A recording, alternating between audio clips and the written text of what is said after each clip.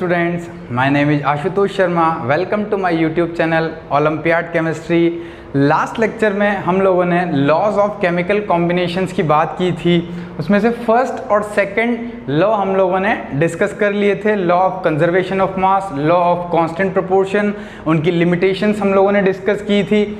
आज हम लोग जो है वो थर्ड लॉ डिस्कस करेंगे और वो है अपने पास law of multiple proportion. It was given by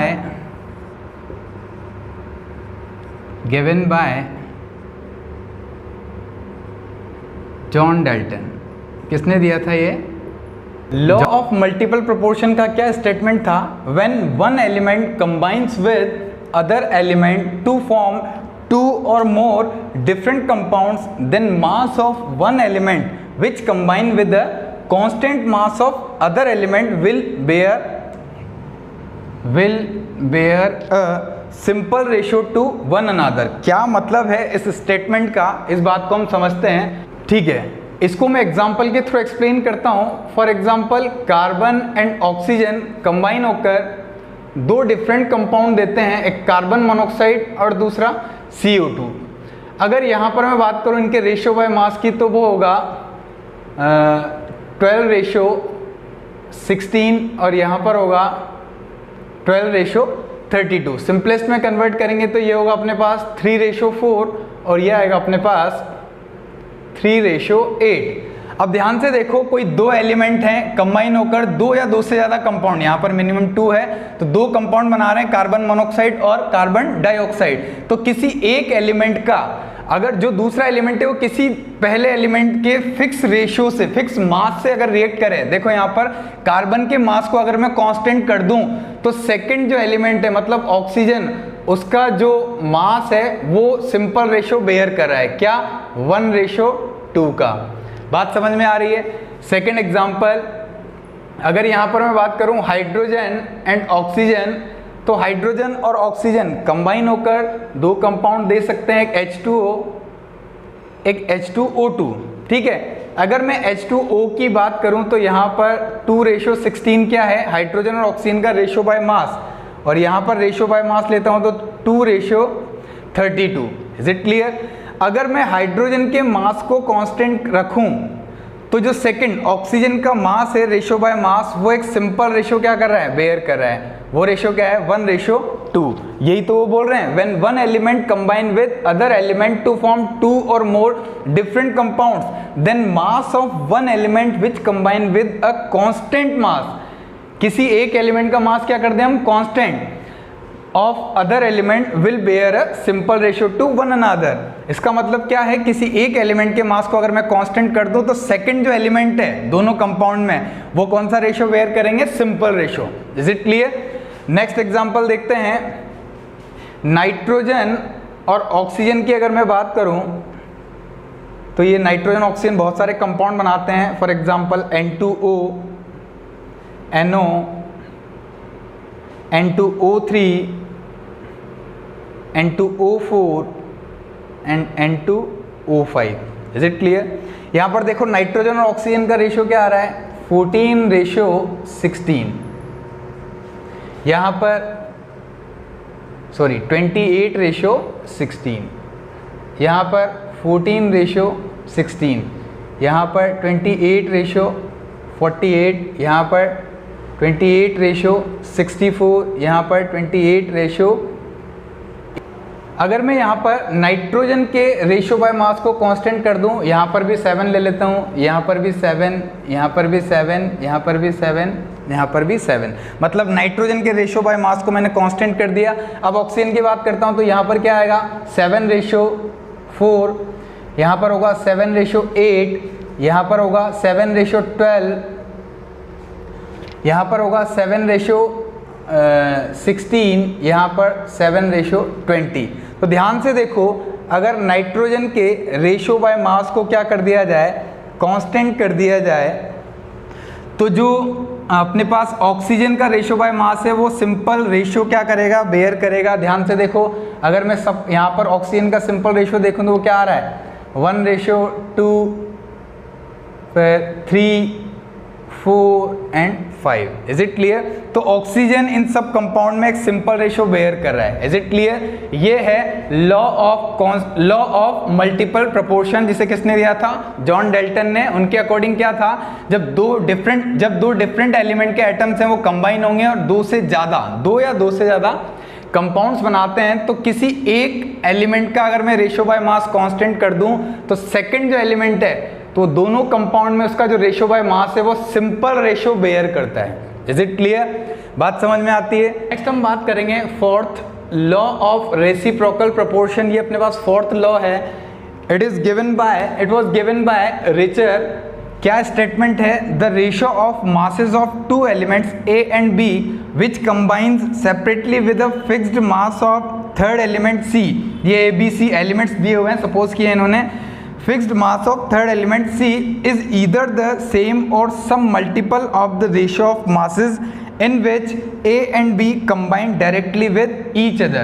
देखो, वैसे तो इस स्टेटमेंट को समझना थोड़ा सा टफ है, लेकिन एग्जांपल्स के थ्रू अगर मैं एक्सप्लेन करूं तो देखो स्टेटमेंट जल्दी समझ में आएगा। क्या है स्टेटमेंट, क्या बोलता है कि मान लेते हैं कि एलिमेंट मैंने क्या लिया, चलो ABC के अकॉर्डिंग समझते हैं। एक एलिमेंट मैंने लिया A, एक एलिमेंट B और एक एलिमेंट C। ये क्या बोल रहे हैं कि अगर एलिमेंट B एंड C दोनों सेपरेटली रिएक्ट कर रहे हैं किसके साथ, A के साथ, और A का भी क्या, फिक्स्ड मास, एक फिक्स्ड मास है A का जिसके साथ B सेपरेटली रिएक्ट कर रहा है और एक कंपाउंड बना देता है, मान लेते हैं AB, और C भी A के उतने ही फिक्स्ड मास के साथ रिएक्ट करता है और एक कंपाउंड सेपरेटली ये बना लेगा AC। Is it clear? दोनों तरफ A का मास क्या है, कांस्टेंट, ठीक है। A का पार्ट्स बाय मास क्या है, कांस्टेंट। B ने सेपरेट रिएक्ट करके AB बनाया, C ने सेपरेटली रिएक्ट करके क्या बनाया, AC। तो ये बोल रहा है यहां पर देखो, A का तो कांस्टेंट मास है, उसको भूल जाओ। यहां पर B और C का जो रेशो बाय मास होगा वो किसके इक्वल होगा, जब ये डायरेक्ट रिएक्ट करेंगे और कंपाउंड बनाएंगे BC, उनमें जो रेशो बाय मास होगा एलिमेंट B और एलिमेंट C का, वो या तो इस रेशो बाय मास के इक्वल होगा या फिर क्या होगा, सम मल्टीपल, या तो वो मल्टीपल में होगा या फिर बिल्कुल इक्वल होगा। बात को समझें, B A से सेपरेटली रिएक्ट करता है और क्या बनाता है, AB। C A से सेपरेटली रिएक्ट करता है और क्या बनाता है, AC। ये रिएक्ट तो कर रहे हैं लेकिन किससे रिएक्ट कर रहे हैं, A के एक फिक्स्ड मास से। Is it clear? अब A का रेशो बाय मास बिल्कुल फिक्स है दोनों ही कंपाउंड में, तो चेंज किसका होगा, या तो एक तो B का और एक C का। तो इस तरफ AB कंपाउंड में B का रेशो बाय मास और एक इस तरफ AC कंपाउंड में C का रेशो बाय मास, वो जो रेशो होगा, मतलब B और C का जो रेशो होगा वो डायरेक्ट कंबाइन करने पर जो कंपाउंड बनेगा BC, उसमें रेशो बाय मास के क्या होगा, या तो बिल्कुल सिमिलर होगा या मल्टीपल होगा। इसको मैं और एग्जांपल के थ्रू एक्सप्लेन करूंगा। बात समझ में आ रही है? यहाँ पर B और C का जो रेशो बाय मास आएगा वो B और C, इन दोनों डिफरेंट कंपाउंड में जो B और C का रेशो बाय मास है या तो उसके सिमिलर होगा या मल्टीपल में होगा। कैसे, इसको एक और एग्जांपल के थ्रू मैं एक्सप्लेन करता हूं। मैंने मान लेते हैं यहाँ पर कंपाउंड लिए, एक हाइड्रोजन, एक कार्बन, एक ऑक्सीजन। Is it clear? अब देखो, कार्बन ने हाइड्रोजन से सेपरेटली रिएक्शन की और क्या बना लिया, CH4, और ऑक्सीजन ने हाइड्रोजन के साथ सेपरेटली रिएक्शन किया और क्या बनाया, H2O। अब ध्यान से देखो, मुझे क्या करना है, इस हाइड्रोजन का मास किसी एक एलिमेंट का, ध्यान दो, तीनों में से जब भी आप रिएक्शन करवाओगे किसी एक एलिमेंट का मास फिक्स होना चाहिए। मैं यहाँ पर हाइड्रोजन को कॉमन ले रहा हूँ, इसलिए इसके मास को, जो कॉमन लोगे आप उसके मास को फिक्स रखना है। तो इसका मास क्या है, फिक्स्ड मास, ठीक है। इसके फिक्स्ड मास से मैंने कार्बन से रिएक्शन करवा दी और एक बार मैंने किससे रिएक्शन करवाई, ऑक्सीजन से। तो इस तरफ तो कंपाउंड मिला मुझे H2O और इस तरफ मुझे कंपाउंड मिला CH4। Is it clear? अब देखो, हाइड्रोजन का जो रेशो बाय मास है वो आपको फिक्स रखना है दोनों तरफ। ध्यान से देखो, यहाँ पर अगर मैं रेशियो निकालता हूँ तो 12:4 आ रहा है कार्बन और हाइड्रोजन का, और यहाँ पर अगर मैं हाइड्रोजन और ऑक्सीजन की बात करता हूँ तो वो आ रहा है 2:16। Is it clear? तो देखो यहाँ पर हाइड्रोजन का रेशियो कितना है 4, यहाँ पर कितना है 2, तो मुझे पहले इसको इक्वल करना पड़ेगा क्योंकि मैं हाइड्रोजन को कॉमन ले रहा हूँ और कॉमन का जो मास है वो आपको पार्ट्स बाय मास आपको फिक्स रखना है, ठीक है। तो यहाँ पर देखो 4 पार्ट से कितना रिएक्ट कर रहा है 12, तो इस तरफ भी मुझे कितने रखने पड़ेंगे 4 पार्ट ही लेने पड़ेंगे, दोनों तरफ मास को इक्वल रखना है, जो कॉमन एलिमेंट है उसके मास को इक्वल मतलब फिक्स रखना है, इक्वल रखना है, ठीक है। देखो यहाँ पर 4 पार्ट है तो मुझे इस तरफ भी 4 पार्ट करने पड़ेंगे। अगर इसके 2 पार्ट है तो ऑक्सीजन कितना रिएक्ट करता है 16, अगर मैं हाइड्रोजन के 4 पार्ट ले लूंगा तो ये कितना हो जाएगा 32। ऐसा आपको इमेजिन करना पड़ेगा क्योंकि आपको जो कॉमन एलिमेंट है उसके रेशियो बाय मास को या पार्ट बाय मास को फिक्स रखना है। तो देखो 4 पार्ट से हाइड्रोजन के 4 पार्ट से कितना ऑक्सीजन रिएक्ट करेगा 32, ठीक है। अब देखो हाइड्रोजन का रेशियो बाय मास क्या हो चुका है, बिल्कुल फिक्स हो चुका है। अब मैं बात करूंगा, इसको तो मैं भूल जाऊंगा, क्यों? क्योंकि ये तो कॉमन है, ये दोनों तरफ इक्वल है। अब मैं बात करूंगा, देखो इस कंपाउंड में कार्बन और इस कंपाउंड में ऑक्सीजन का क्या रेशियो आता है। तो यहां से अगर मैं रेशियो निकालूं तो 12:32 कितना आ जाएगा, ये 3 और ये 8, मतलब अपने पास रेशियो आ रहा है कितना 3:8। Is it clear?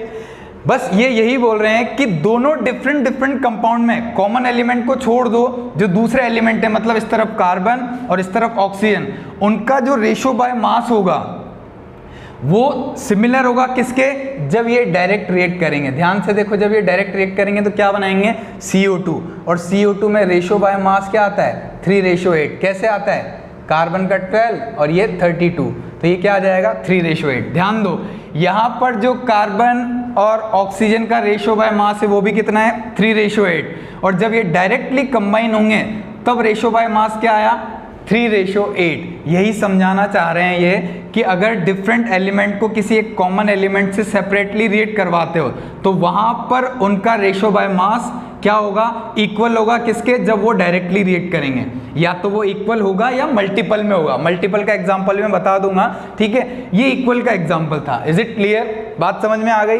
कार्बन ने हाइड्रोजन से सेपरेटली रिएक्शन किया तो CH4 बनाया, ऑक्सीजन ने हाइड्रोजन से सेपरेटली रिएक्ट किया तो क्या बनाया H2O। Is it clear? यहाँ पर ऑक्सीजन और यहाँ पर कार्बन, देखो मैंने यहाँ पर 4 क्यों लिया है, क्योंकि मुझे फिक्स मास से रिएक्शन देखनी है। जब इसके 2 पार्ट थे, रेशियो बाय मास 2 था, तो 16 पोर्शन रिएक्ट करता है ऑक्सीजन का, लेकिन मुझे दोनों तरफ इक्वल लेना है तो मुझे इस तरफ भी क्या लेना पड़ेगा 4, या तो इस तरफ 4 कर दो या इस तरफ 2 कर दो, कोई प्रॉब्लम नहीं है, रेशियो बाय मास कांस्टेंट आएगा, ठीक है, या मल्टीपल में आएगा। तो मैंने यहाँ पर 4 ले लिया। अब रेशियो क्या आ गया है, तो देखो दोनों तरफ 4 तो इक्वल हो गया, इसको छोड़ देते हैं हम लोग। अब आगे देखते हैं, इस तरफ कार्बन और इस तरफ ऑक्सीजन को देखोगे तो रेशियो क्या आ रहा है 3:8। तो ये रेशियो जब ये डायरेक्ट कंबाइन करेंगे उस रेशियो बाय मास के इक्वल होगा या मल्टीपल में होगा। नेक्स्ट एग्जांपल की मैं बात करता हूँ, यहाँ पर नाइट्रोजन को मैं कॉमन ले लेता हूँ, इस तरफ हाइड्रोजन, इस तरफ ऑक्सीजन। ध्यान से देखो, नाइट्रोजन और ऑक्सीजन ने सेपरेटली रिएक्शन की और क्या बनाया N2O3। नाइट्रोजन और हाइड्रोजन ने सेपरेटली रिएक्शन किया और क्या बनाया NH3, ठीक है। हाइड्रोजन और ऑक्सीजन अगर डायरेक्ट रिएक्ट करेंगे तो क्या बना देंगे H2O, ठीक है। अब मुझे बात करनी है हाइड्रोजन और ऑक्सीजन की, क्यों? क्योंकि मैंने नाइट्रोजन को तो क्या कर दिया है कॉमन, ये कॉमन एलिमेंट है जिससे दोनों तरफ इन्होंने सेपरेटली रिएक्शन किया, इस तरफ ऑक्सीजन ने अलग से रिएक्शन किया, इस तरफ हाइड्रोजन ने नाइट्रोजन से बिल्कुल सेपरेटली रिएक्शन किया। इस तरफ जो कंपाउंड बना है वो NH3 है और इस तरफ जो कंपाउंड बनेगा वो N2O3 है। अब देखो नाइट्रोजन मुझे कॉमन करना है और इसका मास क्या होना चाहिए, एकदम फिक्स, ठीक है। अब नाइट्रोजन के मास को मुझे फिक्स करना है तो पहले मैं रेशियो देख लेता हूँ। यहाँ पर नाइट्रोजन, यहाँ पर रेशियो आएगा 14:3, ये रेशियो है नाइट्रोजन का, ठीक है। और यहाँ पर अगर मैं रेशियो देखता हूँ तो 28 रेशियो 48, ठीक है। अब देखो नाइट्रोजन मैंने कॉमन लिया है तो इसका मास भी मुझे क्या करना पड़ेगा, फिक्स करना पड़ेगा। यहाँ पर अगर 28 है तो मुझे इधर भी क्या करना पड़ेगा 28, या फिर अगर यहाँ पर 14 है तो मैं यहाँ पर क्या कर सकता हूँ 14। Is it clear? अब देखो यहाँ पर मैं क्या कर देता हूँ 28, देखो 14 से रिएक्ट करता है इसके 3 पार्ट, किसके, हाइड्रोजन के, तो 28 से कितना रिएक्ट करेंगे 6 part by mass. Is it clear? मतलब हाइड्रोजन के 6 पार्ट बाय मास रिएक्ट करेंगे नाइट्रोजन के 28 पार्ट बाय मास से या रेशो बाय मास से। Is it clear? मैंने यहाँ पर ये 28 रेशो 6 में कन्वर्ट क्यों किया है इसको, क्योंकि इस तरफ भी नाइट्रोजन क्या है, कॉमन है, इस तरफ भी नाइट्रोजन क्या है, कॉमन, मतलब नाइट्रोजन को मैंने कॉमन एलिमेंट लिया है, ठीक है। ये दोनों सेपरेटली रिएक्ट कर रहे हैं, तो जिस एलिमेंट को कॉमन लिया जाएगा उसके मास को हम फिक्स कर देंगे।